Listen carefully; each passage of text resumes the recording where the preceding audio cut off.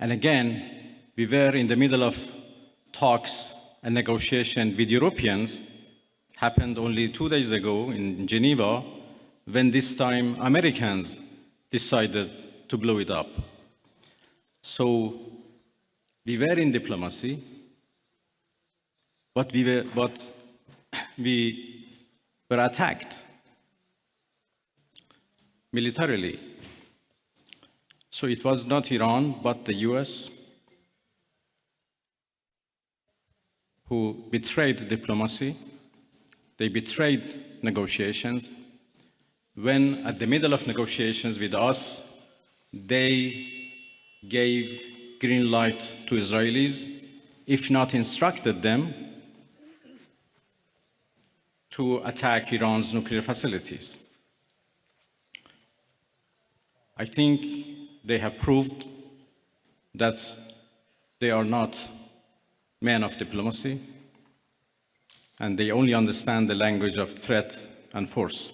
And this is very unfortunate.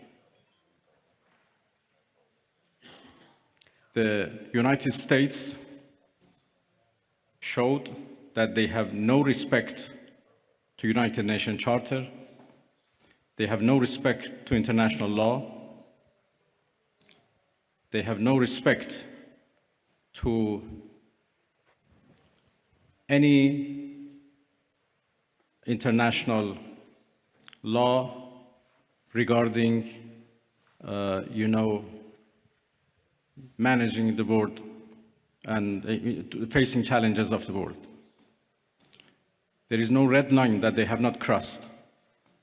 And the last one, and the most dangerous one, happened only last night, when they crossed a very big red line by attacking nuclear facilities. I don't know how much room is left for diplomacy. We are now calculating the damages. And as I said, the damages are not only for our nuclear facilities. The damages are for the United Nations Charter.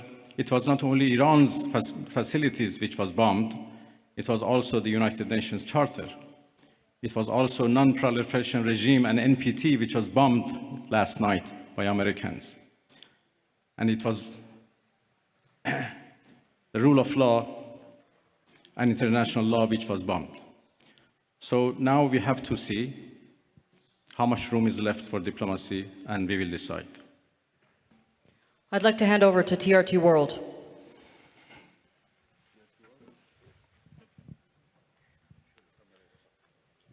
Mr. Minister, the US President Donald Trump warned that Iran must now make peace, otherwise the future attacks, he says, would be far greater and much easier. So how is Tehran responding to that threats from Washington? Thank you.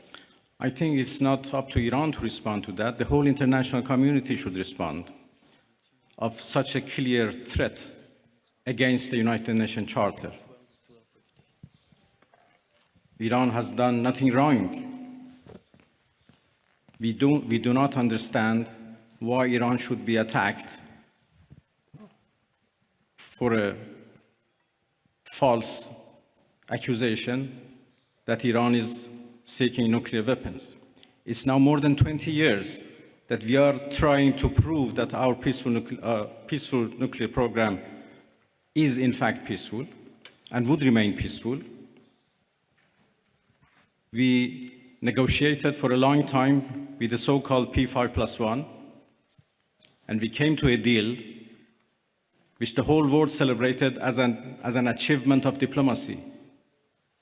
And then it was the US who withdrew from that deal and reimposed their sanctions and restarted their threats.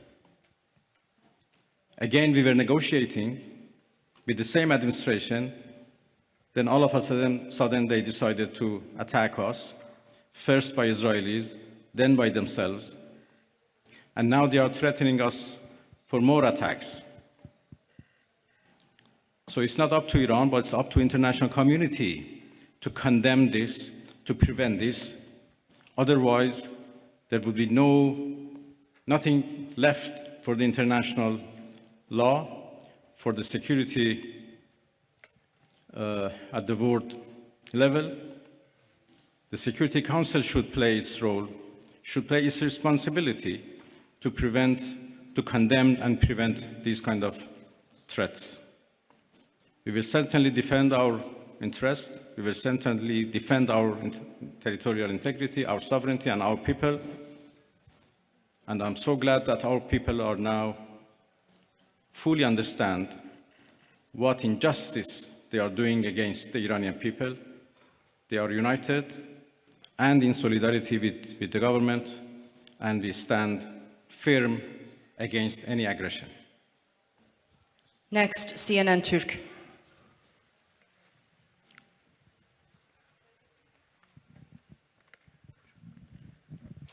Mr. Minister, how do you assess the West's stance on Israel massacres?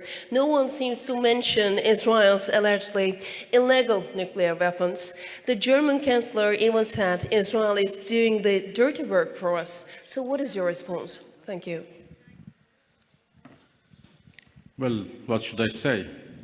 You said everything. That Iran is under attack by a nuclear-armed superpower and a nuclear-armed regime. And Iran, as you know, is a non-nuclear-armed country. That should be certainly condemned. If not, the whole non-proliferation regime would be undermined and would be defeated.